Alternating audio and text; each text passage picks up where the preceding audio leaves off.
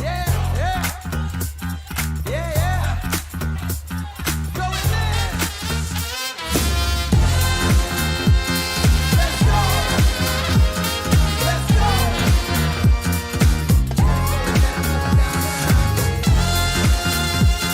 Let's go. Let's go. Hey.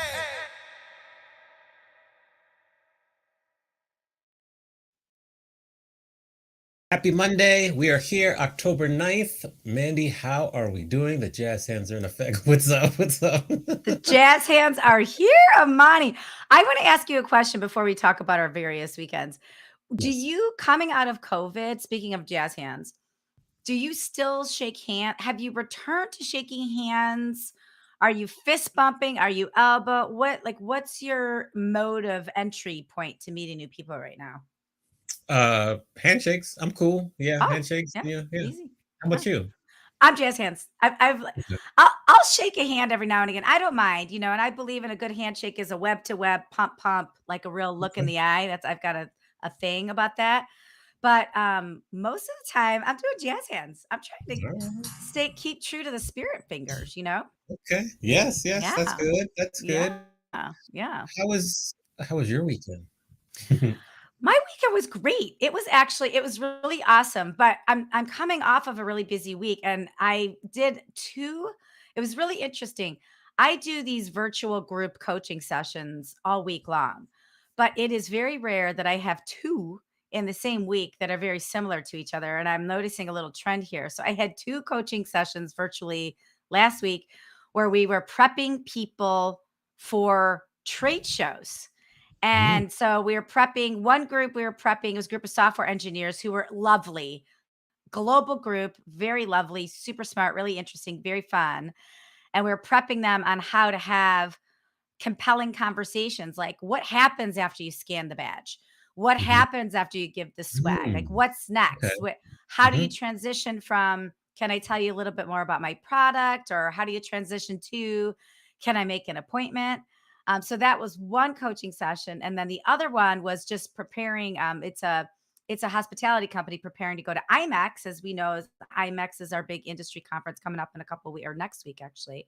Right, yeah. And so they were talking about all the things they're doing heading into it. So it was coaching them on what are you going to bring? What activation are you going to have? Strategically, who do you want to meet with?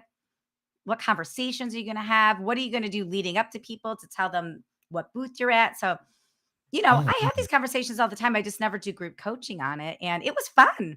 It was super nice. fun. Yeah, I love that. What would be like your top tip or advice for people who are like going to a show like IMX to really attract attention and be memorable? Ooh, that's a good question.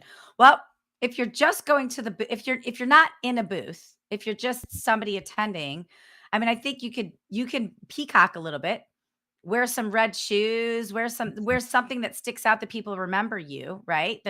There's one person that always wears orange. Mhm. I think he represents the Netherlands. And so Yeah, makes everybody sense. always remembers him, right? But I think just really concentrating on IMAX is a monster. And I think the people that stick out at a show like that are the people that are really connected and engaged with just you. So if you're having a conversation with somebody, Don't look away and like wave at Yeah. everybody coming past. Just really be connected for that 2 minutes that you're talking to somebody because it may be the first and last time you talk to them the whole week that you're there. So I think when it comes to a big show like that, the way to stick out is to, not let the monster get the best of you and just really connect, enjoy those one-on-one experiences. Good. So for Yeah. my weekend, I would say the Yeah. highlight of my weekend, because I did a little travel on the back end, is that I had dinner with one of our upcoming guests, Melissa Majors, who was in town speaking at Cal Poly Pomona. So we went out to dinner on Awesome. Friday evening, had an amazing conversation at a great restaurant. That was my highlight. Ooh, what'd you have at the restaurant? Ooh, it was a Cuban restaurant. So I had my maduros, which is like fried plantains, and then there was Mm, a steak dish there. We had a little cake and some chicken empanadas to start. Oh, it was good. It was good. I Mm. love that. Did you do a Yeah. digestion walk after? Well, it was an hour and 5-minute drive after I finished, Oh, so you it digestion drove? was yeah, I just did drill, so yeah. You're I love that. Okay, um, really quick before we go to our guest, so last week we talked, you were prepping for the Twitch Awards show. yes. I think the audience is interested, the people listening, the people here People today, wanna I know. think they're interested. So how did it go? What were your highs and lows of your Twitch Awards show last week? I mean, it was pretty much all highs. The videos looked great. We finished in like a great time, 2 hours and 45 minutes. There were some really nice acceptance speeches. We had some tributes that were done throughout the program for people that had passed away. It just was really well Oh. done. It was clean. It just made me so, so happy. So it just went great. Thank you for remembering and for asking too. Mm. And I'm just really proud of the team we had working on it and the overall product. And, I get to take kind of like a week off to rest because it was a lot of work. But I'm so happy because this year is just such different emotions compared to last year, and it's just better. So I was just so happy. So thank you for asking. Yeah, congratulations. You deserve that. You put so much into that, Amani. Give Yeah. yourself a round of Oh, applause. yes, I don't applause. have the Yes, button. yes. You've got the You have button. the button. There's the button. Woo, Marty! All right. So who do we get the pleasure of talking to and learn? I got some questions here. I got a list. I'm ready. Who are we talking to today, Mandy? Well, this person is the epitome of a creator. Her creativity, she has creativity coursing through her veins, like more than any of us. Her creativity is aspirational, I would say. She's a designer. She is a photographer. She is a business owner. She's an animal lover. She's an Mm, expert in the real estate and hospitality graphic design space. And of course, she interior designed her own home that she and her husband built together. So we've got a lot to talk about with design and creativity. So I'm going to bring up Angela Johnson to the yes. So here you are, stage. Angela. We'll give you some applause coming to the stage. Oh, Yes, wow. yes. Welcome, Angela. That was quite an introduction, I have to say. That was pretty special. You are We do special. that for all our people here, and we just kind of are happy that you're here with us. My Thank first you. question for you is that because you're such a talented creator, I'm curious, how do you keep yourself and like recharge your battery and keep yourself at your creative peak? Because you're so Mm. creative, so sometimes your battery can run low. That's really true. It's difficult, actually. I like to look at other people creating, honestly. I mean, going to other spaces, like viewing artwork, going to museums, even just artists that I follow on social media, just kind of scrolling through all the beautiful things that other people are making. I read a ton. I love to read, and that kind of just takes me out of my own head and my own sort of stuckness sometimes. Um, I'm kind of constantly doing that, and just walking and being outdoors, exercising a ton. Um, I think I tend to get bogged down in my own brain a little bit. So, exercising definitely tends to sort of clear out the cobwebs, I would say, for me. Yeah, yeah. Well, you said reading. We love to Yeah, read. You can see yeah. behind me, I have a really big bookcase. It's behind me. Do you primarily do fiction, nonfiction? What's your kind of guilty pleasure? Oh gosh, I read just kind of constantly. I'm a huge reader. I'm in a book club that I've been in for probably 13 years or so now. So I read a book a month for that, and then another usually in between that. I'm reading. Mostly, I would say I read fiction novels. I'll read something usually kind of beefy for book club, and then I love to read what my my candy books, I call Yeah, them, with yeah, a we love some good thriller. man candy. Like Yeah, yeah. my mystery and thriller books, those are the ones that I kind of sneak in between the beefier books that are a little bit more weighty and thought provoking. So I yeah, like okay, good, good. Well, we'll get some book recommendations for you okay, later on in the I got show. you. Because I'm tossing over to Mandy to figure out, Mandy, what shall we discuss now? Well, I want to go to the Wayback Machine for a second. So, Mm, Okay, let's you've go. been running your own business for some time now, and we'll get to what Mhm, that looks like now. But, mhm, this show, we have entrepreneurs and then sometimes we have intrapreneurs, right? Like we mhm, work within a corporation, but you've got this entrepreneurial mindset. So mhm, I want to go to the Wayback Machine. You've got a super fancy marketing job at a super fancy commercial real estate company. And then you decide, I'm over this. I want to start my own business. Like mhm, what were you doing at that real estate company mhm. first? And what made you cross over to the dark side of entrepreneurship like with us? Interesting. I never really dreamed of having my own business or doing my own thing, being an entrepreneur. That was never something that, even though I grew up with my dad has had his own business, his pretty much his whole career. But it was just never something that for me I had this drive to do. And I sort of stumbled my way into real estate, and over the course of my career, I kept kind of landing in management positions, I say, because they weren't things that I wasn't striving also to be a manager. I wanted to be creative, I wanted to do design work, and I just sort of kept ending up in these positions of management. And because there's certain things about that I'm good at, but I wouldn't say that it's a love for me.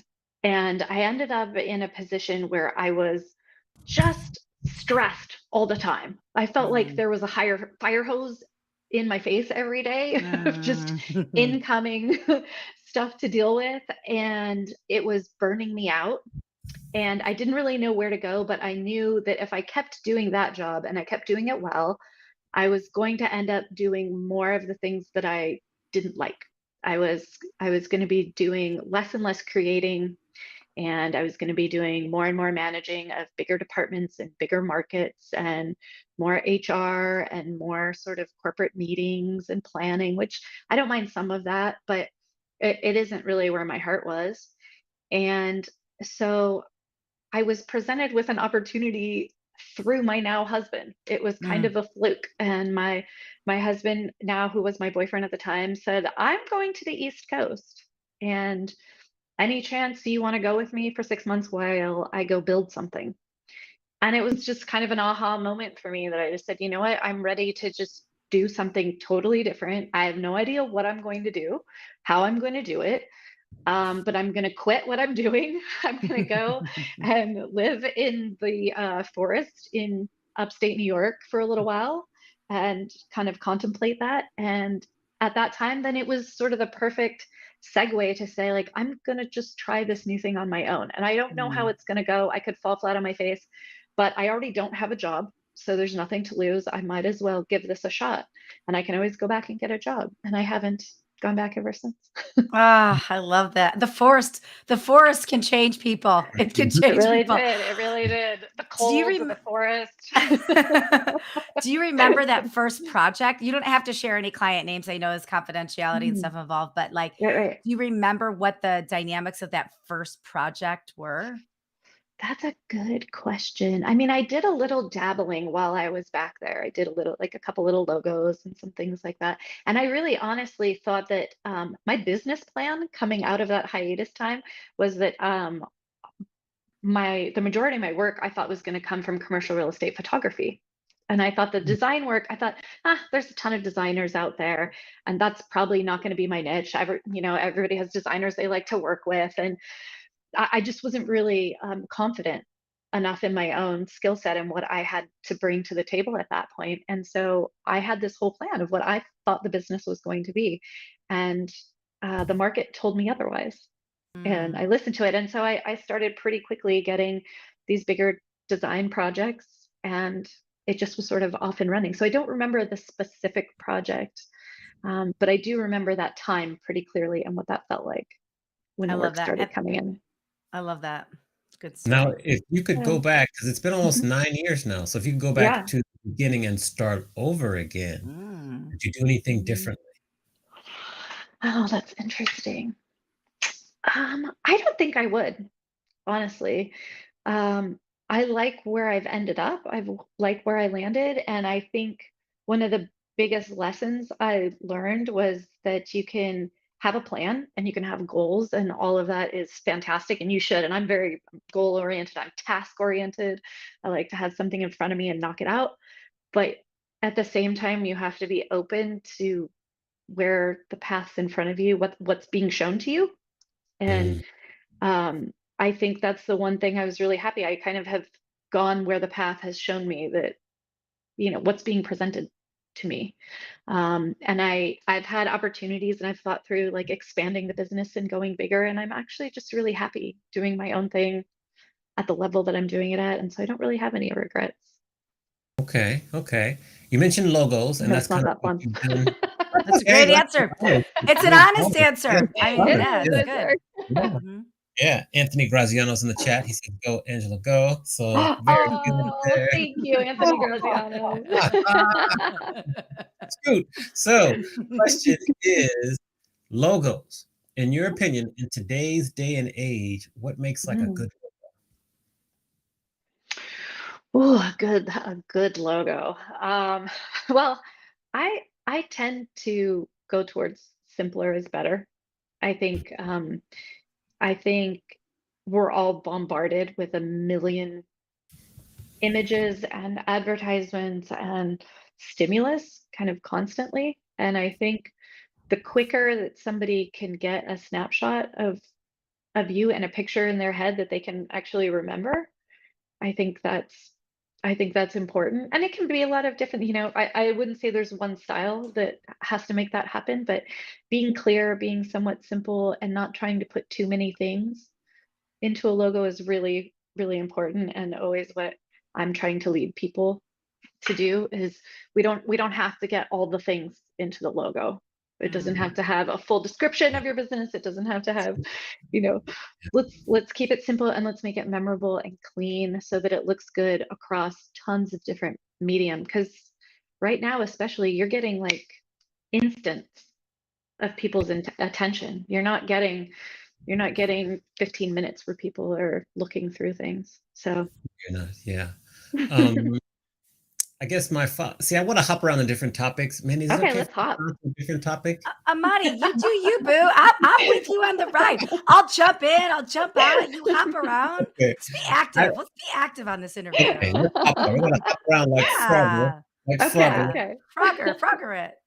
I understand like you have a phenomenal eye for like interior design, like decorating, designing spaces. I want to talk to you about office space and Oh. like what are your thoughts on like designing this like a great office space? And I'm gonna be a little selfish here because in my office, like to my left is a monitor, ahead of me is the Mhm, camera, in front of me is the monitor, and I have another monitor. So like mhm, all across, all along a wall would be like all monitors and a desk in the middle. But I'm trying to mm, picture for my new office, what mm. could be some things I should consider when designing the space and making it as productive, but also as relaxing as possible.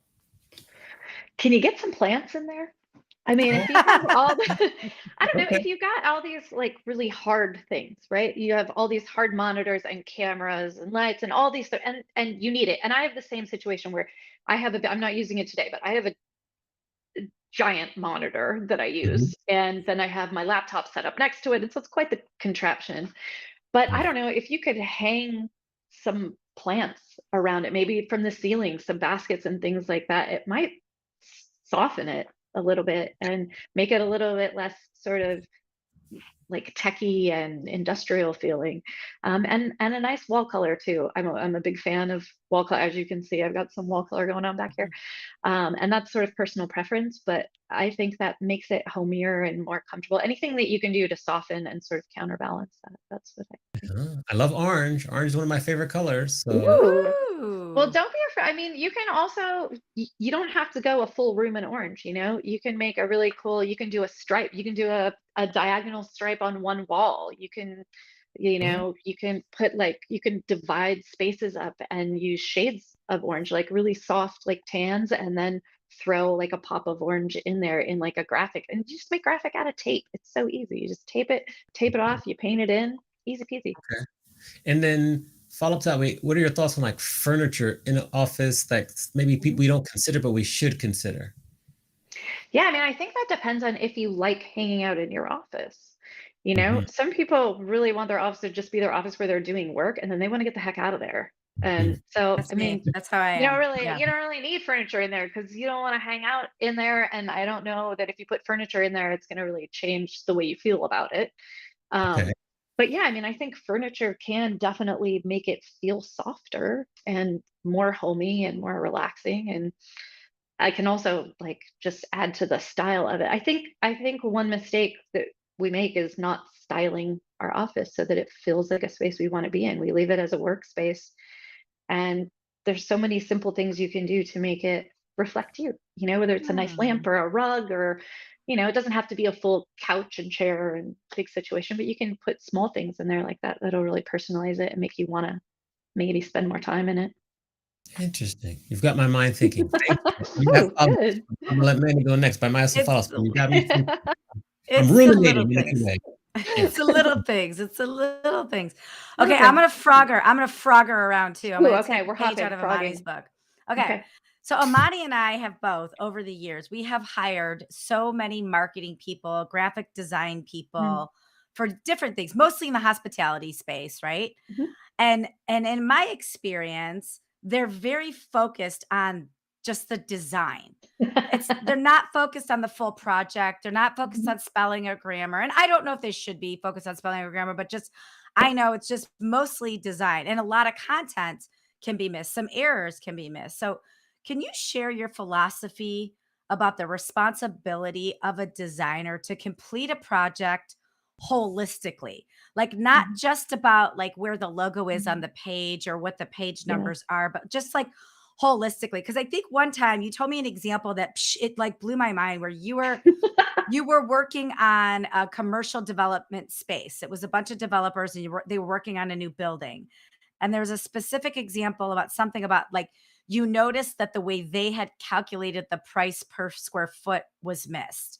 And I Mhm. remember being like, I've never worked with a designer that would ever do that ever. So I'm just curious, like, what is your overall responsibility or your philosophy about the responsibility holistically to a project and not just to Mhm. design? Hmm. There's so many thoughts that came into my mind when you were asking that Ooh, question. say them all. So Say them all. I mean, yeah, I mean, I try to like kind of be logical and as I go through. I mean, part of it comes down to efficiency, right? And that's just the basic. Client wants the project done as fast as possible, always. That's just a universal truth in design. And for me, I mean, the quicker I can get it done, I can get on to another project. And it takes time for me. Every single time somebody comes back with a change or an edit, that takes time, right? You have to sit down, you have to open the file, you have to set up, even if it's just changing one word, right? So if I notice something that is really obvious, it saves everybody time. It saves me time. I don't want to wait for the client to notice that error and then come back to me, and then I have to sit down at the computer and open the file again and save a new PDF that takes however long, and then send another email with another draft, and then they have to open it and they have to read it and they have to evaluate. It's just inefficient, and it doesn't make any sense.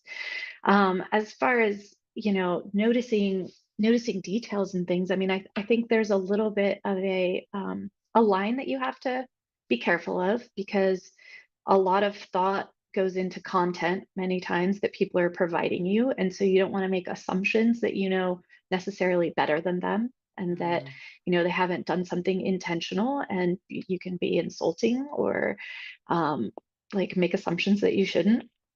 But also, if you've been working on something a long time and you have a strong feeling and you know that something looks off, I mean, I think it takes less time to just shoot a quick email and check. Well, mhm. say, hey, I've noticed this. I have typed 8 billion price per square foot, and I know where that price is calculated from, and I know that we just changed the listing price, and so I know the price per square foot is going to change, and you didn't change it. So it can't, I know in my heart it can't be right, but I'm not going to just recalculate it and put that information in there. I'm going to send a note to the client and just say, hey, I noticed this. I could be wrong, but let me know if you'd like me to make this change. And 9 times out of 10, it's something that they're grateful that it was pointed out, and it saves Yeah. everybody time. It doesn't just save them time, saves me time. Mhm. So I think it just makes sense. And then it's offering a service and it's being attentive. And the other thing that popped in my head is, I mean, that's specific maybe to what I do in real estate. But as far as copy goes, a lot of people are very, thoughtful about their copy. But it's very easy to give somebody an instruction that says, insert this here, and you've missed changing the tense of the verb, or you have whatever. And I think some designers feel like they don't want to be responsible. And so they just take very literally what has been given to them. Like, you told me to take this and put it here. That's what I'm going to do, because then I'm not responsible if it's wrong. Mhm. But I just don't think that's doing anybody a service. And I have good enough grammar that I can read it and I can say, like, oh, they didn't mean to put two thes in that sentence insertion, or I know they forgot to change that verb tense because we're rewriting it. And it just doesn't take any effort, I think, any extra effort to pay attention to those details. And for me, it's been only a positive response. I've never had a negative response to that from a client. So Yeah. I gotta say hello to Jennifer Truex in the chat. Hello, Cherry G in Oh, the hey, chat. Jenny. Hey, Yes, Cherry. continue, Mandy. What's Welcome. up? Yeah.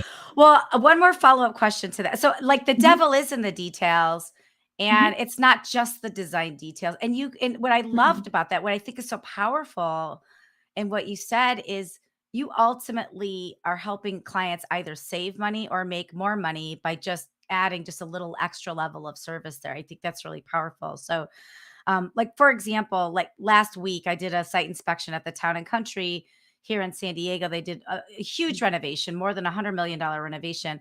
Their brochure was actually really good. And I mhm. hate hotel brochures. I look at them all day, every day. The square footages, they're always wrong. They never match. There's all these different fonts. They suck, right? So how is the design work that you do for commercial, but Mhm, I will say Town and Country was mhm. really good.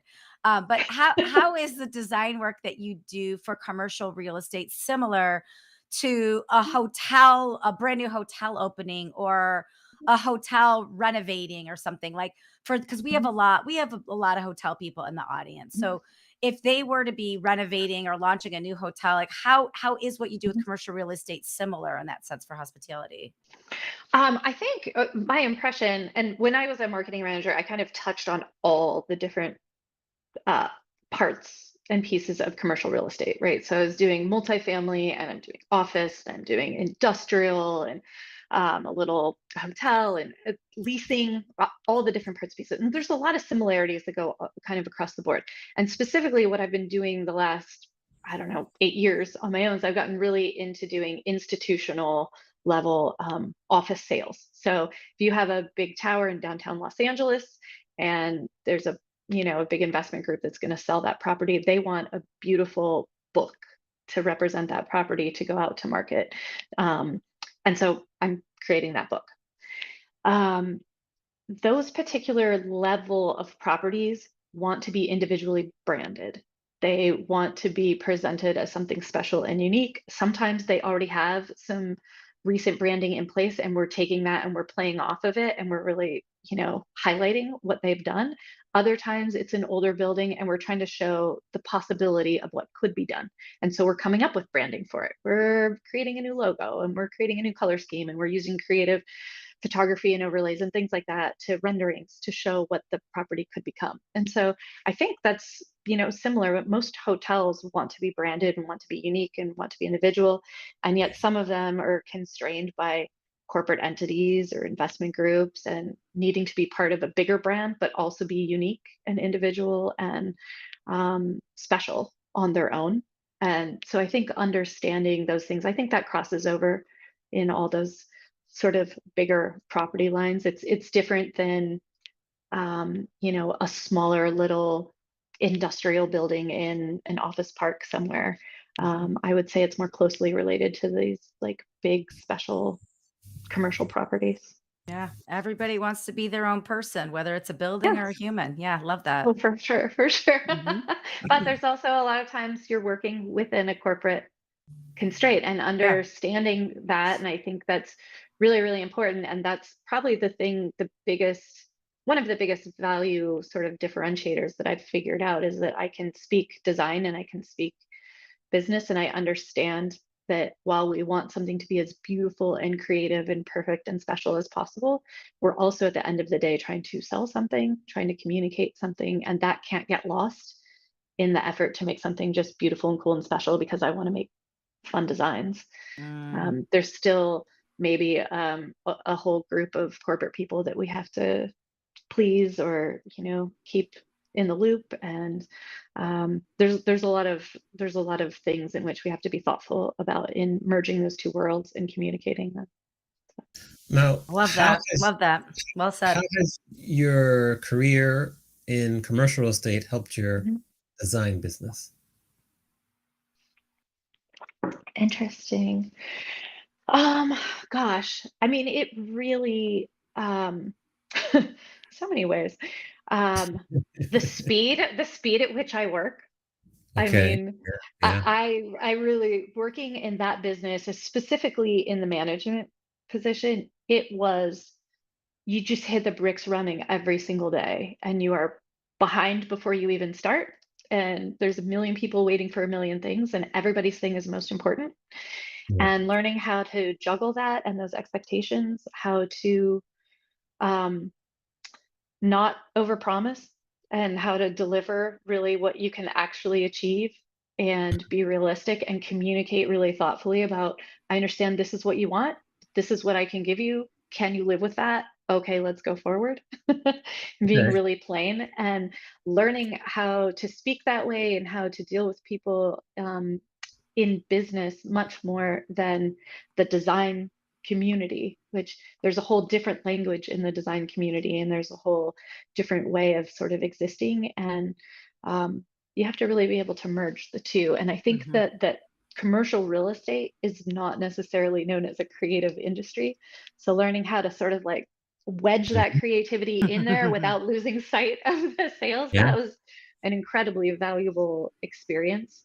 Not to listen, just sitting next to really high-end salespeople, listening to them negotiate for years and years and years. As a person who has no desire to ever sell anything or be in sales or have anything to do with that, it kind of just like all seeped into my brain via osmosis by listening to all these people creating deals every single day and Mm. learning how that goes. So it gave me a lot. Okay. And then another question would be like, who are some designers that you like look up to? Who are like your designer, like Oh my mentors you really love? gosh. You can get top five if you like. That's Give a the tough top one. five. Yeah. I mean, that's a tough question. To think of like names off the top of my head. But I will tell you, I can point to this, see this huge book back here. This is this huge book of logo modernism. It's like, Okay. it's a Bible, if you Okay. will, of creativity. I'll pull out for you. I think Wow. this is they're pretty fun. This is just a huge book filled with inspiration. It's a So big book. it's just filled and filled and filled with ideas over the years. Okay. I get a ton of inspiration from it. And when I'm stuck and I don't know where to go, sometimes I just wander through places like the, Adobe Creative Spaces or Behance Network back in the old days, or like I said, the social media forums and stuff like that, um, to get those inspirations from those other artists. But I haven't had a lot of design mentors, like actually, Um, not since I was a true, like fresh out of college, worked with an illustrator for a little yeah. while named Beverly Burge, and she was a lovely woman, but that was a long, long, long time ago. Because the name like Debbie Millman comes to mind, and Mhm, she's like my interview mentor because she does a phenomenal job mhm, interviewing people, and her podcast is called Design Matters. It's been around for almost 20 years now, mhm. and she's phenomenal. It's like she does a great job, and I know that I want to say it's Milton Glaser, who's like one of the people who taught her, who's like a legend in the Mhm. industry. Mhm. And so I always love to talk to people such as yourself who are doing really well in the design space and find out, well, who are like your mentors? Because there's some people Mhm. out there with some amazing eyes and can put that into a logo or a design that's just mind blowing. Mhm. Yeah, it's funny because I never really, I have been more in I got my start in the printing industry. Hmm. I worked in a service bureau. I worked at a company that produced books for, brokers on the East Coast. And then I ended up in commercial real estate. And so I've never worked in like a traditional agency or design firm where I could just spend time with a bunch of like senior level designers and get like a great mentor. So I feel like I've kind of had to just make my own way in the space Yeah. and figure it out as I Mhm. go, post college, like degree type stuff.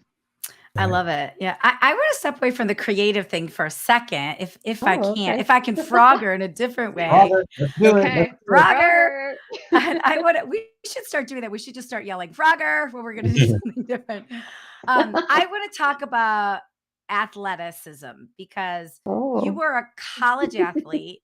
And Yeah. I think as a grown woman, you're still pretty athletic. So can you talk a little bit about your college athletic career and Okay. what takeaways did you get from being in college athletics that you use in your professional life? Oh, goodness. Um, well, college athletics, boy, that was a time.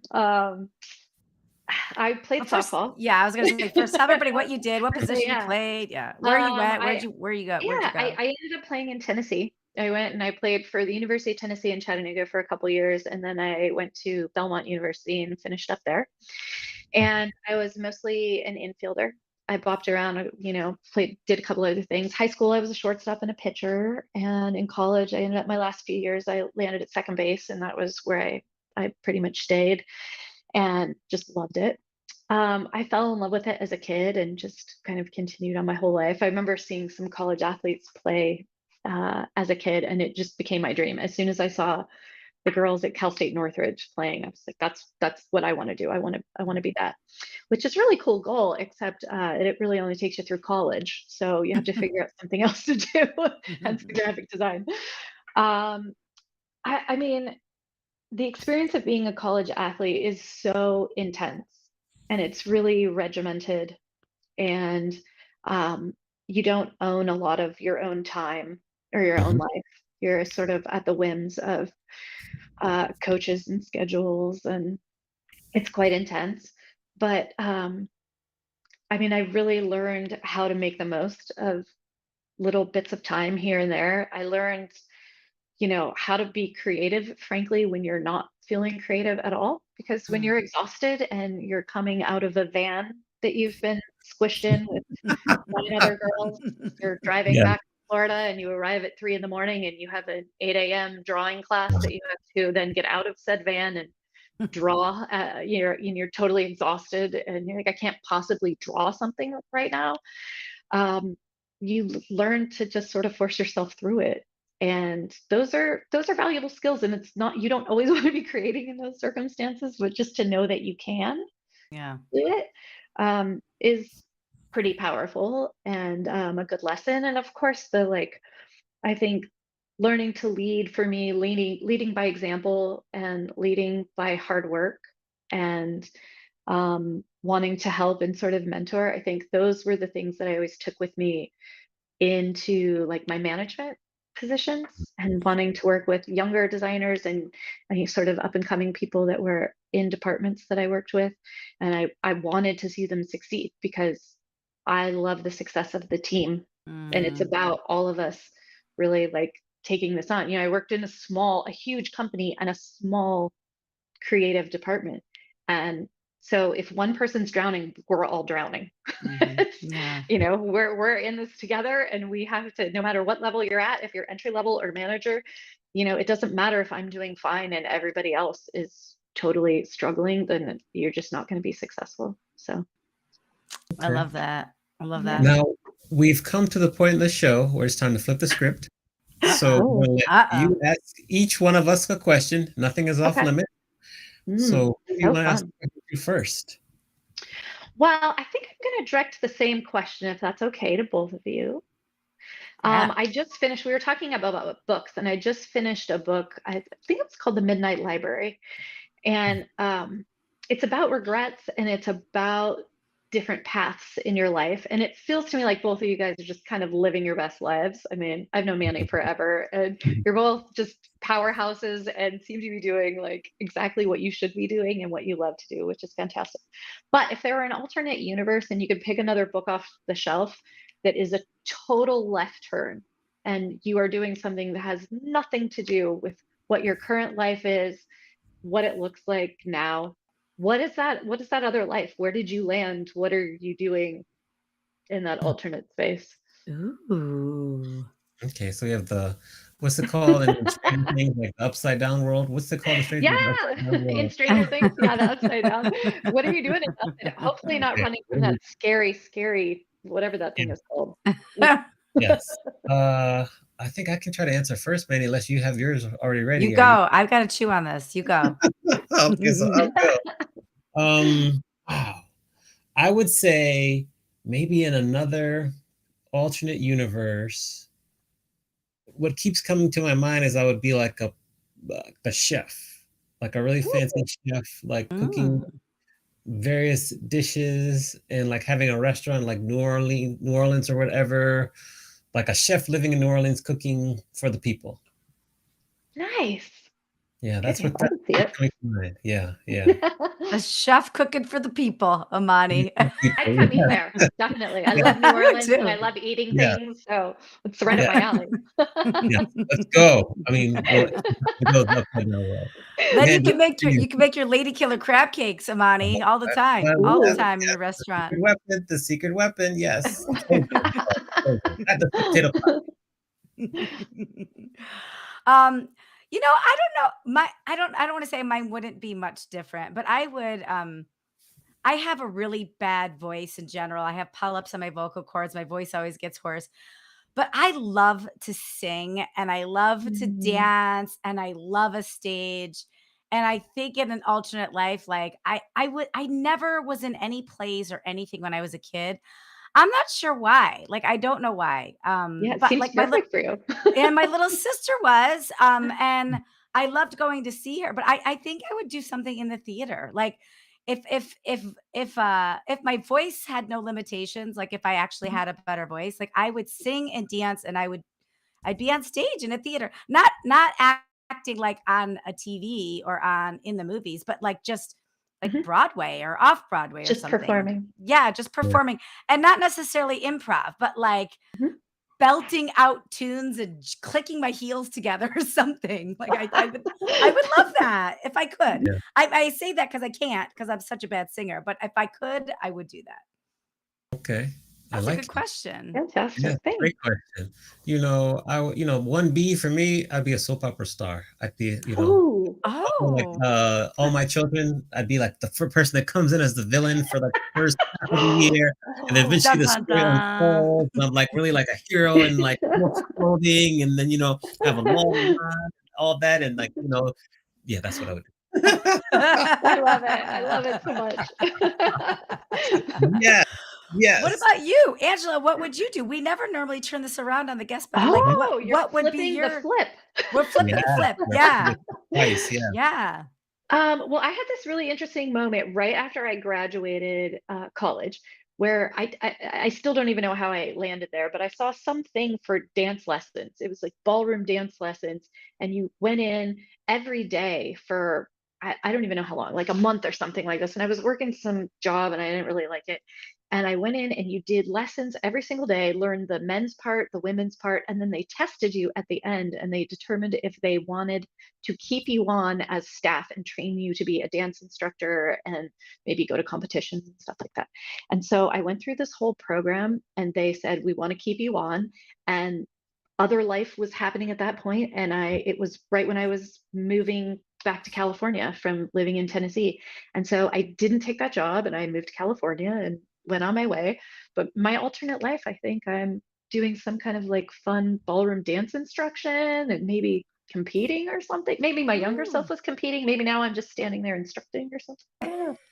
You like it. That's You like great. it. That's a good one. But I love Great. dancing, so it seems like it Okay. would be a really fun life. I love My that. final question is kind of, I want to set it up and give you some context, but like, even though I'm just getting to know you, I can Mhm. tell that you're a very courageous person. Like you took a Oh, leap of thanks. faith and left to go with your boyfriend, which turned to your husband, to the forest. You've left like, you left like a corporate job. That's an amazing amount of courage for someone to leave a corporate job to start your own business is very courageous. So my final question is, how did you get to become so courageous, and how do you continue to grow your courage muscle? Ooh, Ooh, snap, ooh, Amani. saved the big one for the end. I Jeez. love it. That's interesting because I don't think of myself as courageous. I think of myself as just kind of a pretty normal person who makes Mhm. choices and Nope, not normal. not normal, not normal. Normal. Gosh, let's see. I mean, I think sports really has affected that a lot. I mean, you have to do a lot of things you're really uncomfortable with physically and push yourself. And I've always enjoyed pushing myself and challenging myself. And so I don't do it on a regular basis. I'm not a daredevil. I'm not somebody who lives like a wild and crazy life, but every once in a while I enjoy really just going like, let's just see where this takes us and let's try something really different. And I enjoy that change. I enjoy that process. And I think as far as like keeping my courage muscle up, I think for me, it's more about thinking of things as like as choices, and not being scared to just make a choice, and that doesn't have to be the end. That Mhm. choice is not the final choice. So if something seems scary and you don't know if you should take that job or not take that job or move to that house or whatever, there's nothing says that that has to be the final choice. It doesn't work. Okay, it didn't work. Let's make a different choice now. And we'll Mm. we'll we'll do something different. But I tried it, and I think we get stuck, for me anyways, where I get stuck is thinking like, oh, I do this and then it's wrong. And then what? Well, then we make another choice.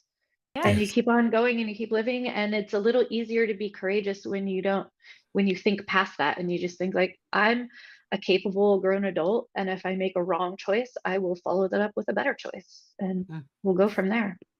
Amen. Oh, And so learn well from it. said. Yeah, that's so So well said. I agree. well Good Thank said. you. question. Yeah, thanks. Uh, courage muscle. Amani, I'm gonna Courage hashtag courage muscle. muscle now. That's Do good. it. Do it. I'm making a commitment. I love it. I'm gonna steal that. Okay, so Hmm. I have a question, Angela, for Okay. those directors of at the hotels, those Hmm. directors of sales and marketing that are listening. What's one Hmm. piece of advice you have for them? Like they're about to change Mm. their brochures, they're about to go through a renovation. Like, Oh, what is okay. one piece of advice you have, whether they're about to change their brochure or they're about to do a renovation or about to open a hotel? Like one piece of Mm. advice for the decision makers who are uh, re-entering this space. And I don't know about you, Amani, but like when I was on the Oh boy. hotel, we had those brochures forever, Yeah. and it's a daunting task. So I'm just curious what Hmm. like one piece of advice you have for them is.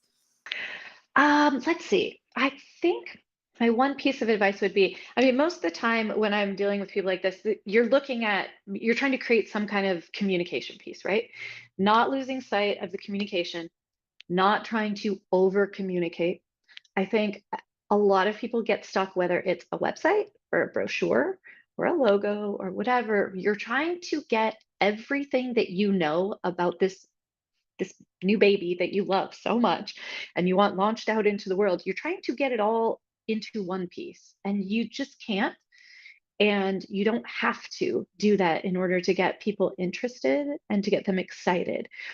You want to get them excited enough that they're going to reach out to you, and then you can tell them all those millions of things that you know about it and continue to sell the thing. But if you try to get it all into the piece that you're putting out there, it's going to be congested, it's going to be clogged, it's not going to be clear. And you want to give them just enough to get excited and to get them talking to you about it. And to remember, if you can just boil down, like, what is the most important message? Not the most important 18 messages, the most important message. And then let's focus on that and let's communicate that. That's I Yeah. love that. Okay, I'm going to add to this. Sorry, one more thing, Amani. it. Because Amani and I send out a lot of proposals too. We send out a lot of Oh yeah. proposals. So, is it the same thing? Is that the same advice you have for people sending out proposals too? Or no, is it a Are you different? Because talking about there's a like lot of proposal information. responses? Like response for like people have sent out a proposal and you're responding to it? Yeah, like they've sent us an RFP and like we're Okay. telling them everything we do and pricing. We hope they make a decision based on the Right, right. yeah, yeah. Well, there's a couple different things at play there. So a lot of times RFPs are sent and they're very specific about what they want in the responses. So Mhm. that's the first and foremost thing to do is you have to really thoroughly read those RFPs. And if it tells you we want these things in it, put those things in it. And if it tells you keep it to 10 pages, keep it to 10 pages. Do not give them 25 pages. Boil it down and give them what they're asking for. And then, yeah, keeping it as clear and concise as possible and not putting every piece of work experience you've ever had. Give them the most applicable ones, the best ones. They don't want to read more than they have to. Nobody wants to read more than they have to read. It's just not like nobody's doing that for fun. Nobody's reading RFP responses for fun and enjoyment. They're trying to pick the best person. So boil it down, give them the best, the most applicable. Yeah. Good. Good advice. Now, how can we best support you? Where should people find all your work? Like, what's the, how can we continue to introduce people to you and support you the best? Oh, people can reach out to me. My phone number, my email. I have a portfolio site if you want to get a glimpse at a couple of my projects. My Some of the real estate work on there. I don't put the most recent projects usually on there because I'm trying to keep things. I try not to put current things that are out in market out there because there's a lot of control. People want to control who gets that information and who doesn't. But there's so much work up there that should give you an idea of what I can do. And if you don't know if I can do something, ask me. I will be very honest and I will tell you I can take that on. It's not my wheelhouse, but I'm always happy to just talk to somebody about a project that they have rolling around in their minds and they want to know if it's something that we can execute. I would love to do that. So, yeah, phone, email, website. There's contact on my website, I love any that. place. And for the people that are listening, the people that aren't watching but are listening, what is your website? Oh, my website is Angela J.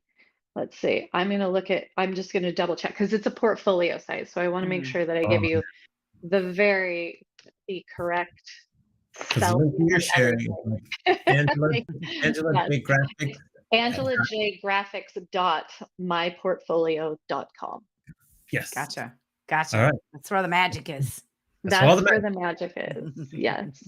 Well, thank you very much for coming to the show, telling us your story, giving us some great advice, giving us some office advice too. Thank you, thank you, thank you. Oh, anytime. Thanks for having me. This was so fun. My first ever podcast, first Right. ever interview. So Ah, thanks for making it so fun and We going so wouldn't have fast. even known. We wouldn't have even known if you didn't tell us. So you're a veteran already. Oh, So you yeah. crushed it. You crushed it. Thanks, friend. we'll put you back in the green room. We'll be right back with you, and then we'll come back Okay. here to Mandy and myself. Thanks for being on, Mandy, Angela. yeah. Thank you. Oh, we'll give you a round of applause too. Hold on. There's a round of applause there. Oh, yay. Jazz hands. Jazz hands. Mandy, great show again. Next week, what do we have to look forward to? We have some interesting ladies. We have Courtney and Morgan King, who are the co-founders of a sexual women's health app. And there was an article about them in San Diego Magazine recently. And I reached out to them because I thought the information that they were sharing is really important. And the app is called Orchid. And they said yes. And they're sisters. They've created something awesome and they actually help save lives. And we're going to interview them next week. Okay. Please remember to follow our Adventure in Business Live LinkedIn page, trying to get it up to 150 so then we can broadcast on that page. So I'm going to put a link to that in the chat too. And yes, just great show. Thank you, Angela, for being here. Let me make sure I put the link in the chat there. Hold on. And it'll be in the show And notes too. The link will yeah, be in the show notes. If you're listening on the podcast, go click and follow. And don't forget about us on Instagram and comment, talk about your favorite guests, all that good stuff. yes, awesome. Great show, Mandy. We'll see you and everyone next week. Have a fun week, and hopefully we'll have some more fun stories to share next week. Always fun stories. Have a good week, everybody. Bye. Bye.